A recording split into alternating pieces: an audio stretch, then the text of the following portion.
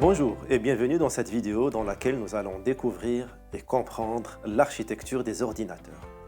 Nous pouvons commencer par la carte mère. Pourquoi me diriez-vous? Tout simplement parce que c'est le composant central d'un ordinateur. En effet, elle permet de connecter tous les autres composants entre eux.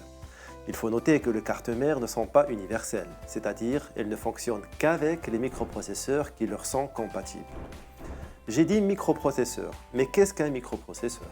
Vous pouvez le considérer comme le cerveau de l'ordinateur. Il permet d'exécuter les instructions dans un ordinateur. Sa vitesse est déterminée par sa fréquence en Hertz. Un autre composant important de votre ordinateur est la mémoire vive, ou la RAM, pour Random Access Memory. Ce composant permet de stocker les fichiers ou instructions courantes de votre session. Ainsi, un ordinateur ayant une capacité de RAM importante, par exemple supérieure à 4 gigaoctets, sera plus fluide et bloquera moins. Notons que la mémoire RAM permet de sauvegarder les informations uniquement si la machine est en marche. Lorsqu'elle sera éteinte, toutes les informations de la RAM seront supprimées. À part la mémoire vive ou la RAM, l'ordinateur possède une mémoire morte, qu'on appelle également ROM pour Read Only Memory. Elle permet de stocker les informations ou instructions sans qu'elles soient détruites lors de la mise hors tension de l'ordinateur.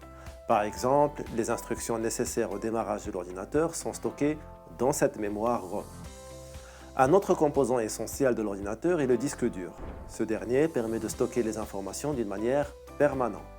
Il existe trois grandes familles de disques durs, les disques durs avec un branchement IDE, les disques durs avec un branchement SATA et les disques durs avec un branchement SSD.